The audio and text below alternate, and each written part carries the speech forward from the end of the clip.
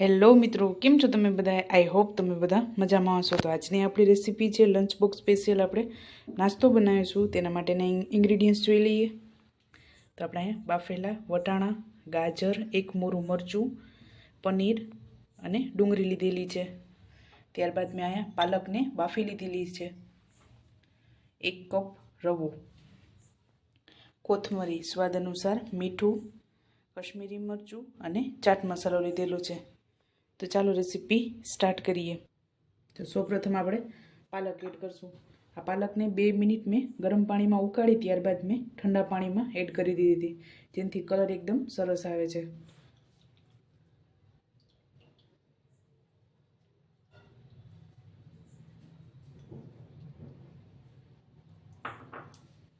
ત્યારબાદ કોથમરી એડ કરશું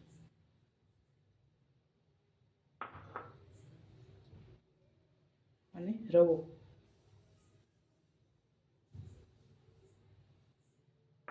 તો અહીંયા મેં મોટો 1 કપ રવો લીધેલો હતો, એમાંથી અડધા કપ જેટલો મેં રવો એડ કરી દીધો છે. આમાં સ્વાદ અનુસાર મીઠું,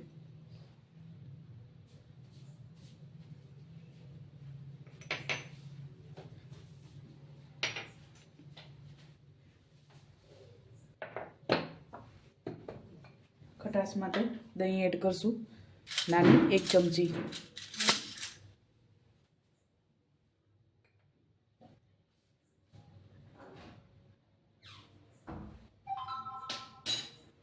તો હવે આપણે આને પીસી લેશું. જરૂર લાગે તો આપણે પાણી એડ કરીશું. તો આપણે આને પીસી લીધું છે.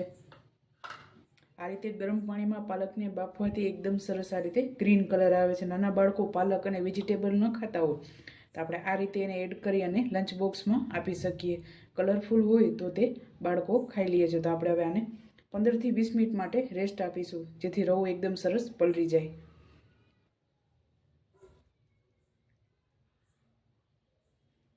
આપણે નોર્મલ ઢોસા અને ઇડલી બનાવી એનું ખીરું હોય એ રીતે આપણે આને તૈયાર કરવાનું છે. તો હવે આપણે સ્ટફિંગ બનાવીશું. તો આપણે પનીરને ખમણી લેશું.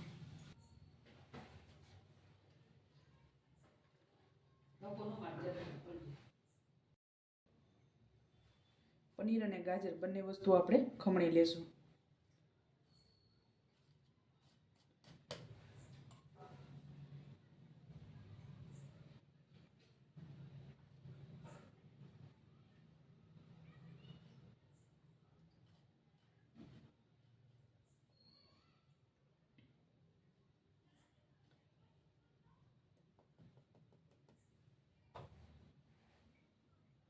તો આપણે પનીર અને ગાજરને આ રીતે ખમણી લીધું છે. તો આપણે વટાણા, 1 લીલું મરચું અને ડુંગળી એડ કરી દઈશું.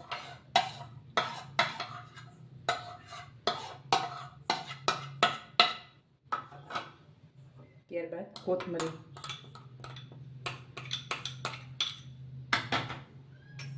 સ્વાદ અનુસાર મીઠું, કશ્મીરી મરચું અને આમચૂર પાવડર. તો બધી વસ્તુને મિક્સ કરી લેશું.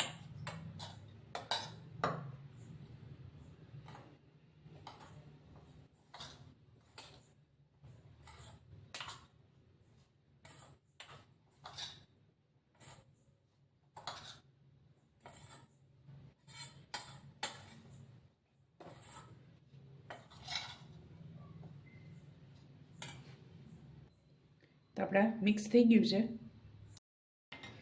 તો આપણે આ રીતે 15 મિનિટ જેવું થયું છે. ખીરાને રેસ્ટ રાખેલું હતું. તો આપણે થોડુંક ઘાટું છે, તેમાં થોડુંક પાણી એડ કરશું. 2 ચમચી જેટલું.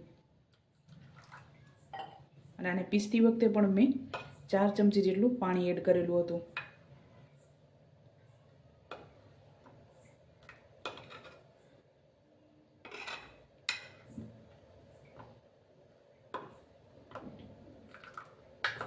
તો આપણું ખીરું તૈયાર થઈ ગયું છે.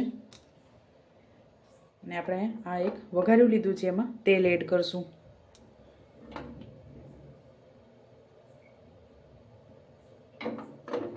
આ રીતે આપણે આખા વાસણમાં તેલ લગાવી લેવાનું છે જેથી ચોટે નહીં સ્ટફિંગ આપણું. તો આપણે 2 ચમચી જેટલું તેલ એડ કરેલું છે. તો આપણું અહીંયા તેલ ગરમ થઈ ગયું છે. તો આપણે ખીરું એડ કરશું.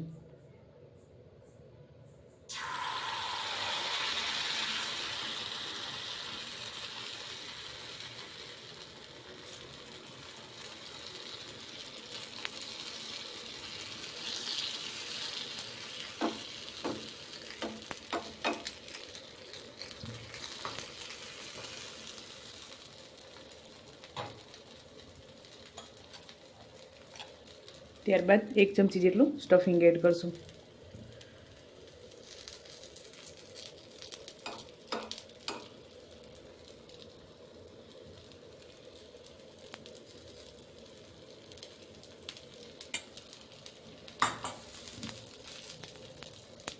પછી આપણે ઉપર સ્ટફિંગ એડ કરશું.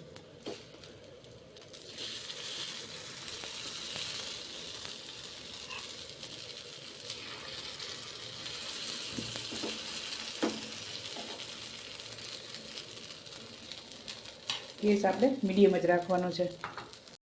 એક સાઈડ પાકી ગયું છે. હવે એમાં તેલ એડ કરશું.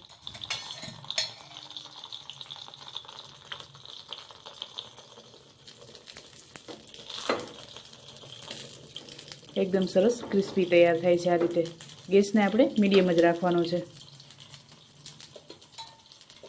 આપણે એક સાઈડ પાકી ગયું છે તો હવે બીજી સાઈડ પાકવા દેશું. બંને સાઈડ તૈયાર થઈ ગયું છે તો આને કાઢી લેશું. તો આપણે આ જ રીતે બધા તૈયાર કરી લેશું. તો ચાલો મિત્રો, તૈયાર છે બાળકોના લંચ બોક્સમાં આપી શકાય તેવો નાસ્તો. તમે પણ આ જ રીતે બનાવજો અને મને યાદ કરજો. મારા વિડીયોને લાઈક, શેર અને સબસ્ક્રાઈબ કરવાનું ભૂલતા નહીં. તો ચાલો મળીશું નેક્સ્ટ વિડીયોમાં.